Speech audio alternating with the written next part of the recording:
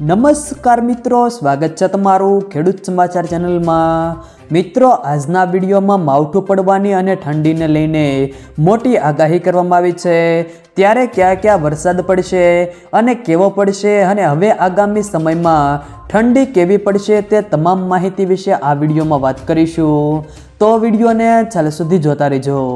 વિડીયોમાં આગળ વધતા પહેલાં જો તમે અમારી ચેનલમાં નવા છો તો નીચે લાલ કલરનું સબસ્ક્રાઇબ બટન આપેલું છે તેને દબાવીને બાજુમાં રહેલા ઘંટી બટનને પણ દબાવી દેજો, જેથી અમારા આવનારા તમામ વિડીયોની માહિતી તમારા સુધી મળતી રહે। તો ચાલો શરૂ કરીએ આજનો આ વિડીયો। આજથી 2-3 દિવસ સુધી રાજ્યમાં વાદળછાયું વાતાવરણ રહે તેવી શક્યતાઓ દેખાઈ રહી છે।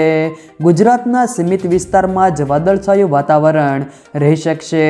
ગુજરાતના સાબરકાંઠા સહિત ગ્રામ્ય વિસ્તાર, અરવલ્લી અને છોટાઉદેપુર સહિત તેના ગ્રામ્ય વિસ્તારમાં વાદળો થાય તેવી શક્યતાઓ છે। આ ઉપરાંત ક્યાંક માવઠું પડે પણ તેવી શક્યતાઓ દેખાઈ રહી છે।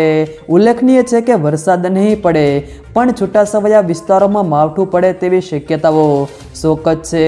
આ ઉપરાંત તેઓ જણાવે છે કે છેલ્લા 2-3 દિવસથી સવાર અને સાંજના સમયે આકાશમાં લીસોટા જેવા વાદળો જોવા મળતા હોય છે। શિયાળાની ઋતુમાં આવા વાદળો ખૂબ જ જરૂરી છે, તેનાથી આવનારા ચોમાસામાં ખૂબ જ ફાયદો થાય છે અને આગામી 29મી ડિસેમ્બરથી ઝાકળ વર્ષાનો રાઉન્ડ શરૂ થયો હતો, જે 2 જાન્યુઆરી સુધી રહેશે। ગુજરાતના સૌરાષ્ટ્ર, કચ્છ અને ઉત્તર ગુજરાતમાં મોટા પ્રમાણમાં ઝાકળ વર્ષા થાય તેવી શક્યતાઓ છે। આ ઉપરાંત વિઝિબિલિટી પણ ઘટશે। ઠંડીની આગાહી કરતા પરેશભાઈ ગોસ્વામી કહે છે કે આજથી 3 જાન્યુઆરી સુધી પવનની સ્પીડ વધશે।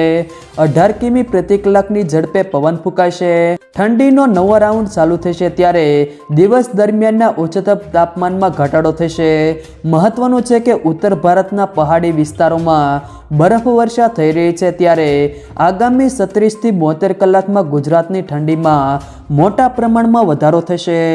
જો મિત્રો વિડીયો પસંદ આવ્યો તો વિડીયોને લાઈક કરો, તમારા મિત્રો સાથે શેર કરો અને જો તમે અમારી ચેનલમાં નવા હો તો ચેનલને સબસ્ક્રાઈબ જરૂર કરજો, જેથી અમારા આવનારા તમામ વિડીયોની માહિતી તમારા સુધી મળતી રહે।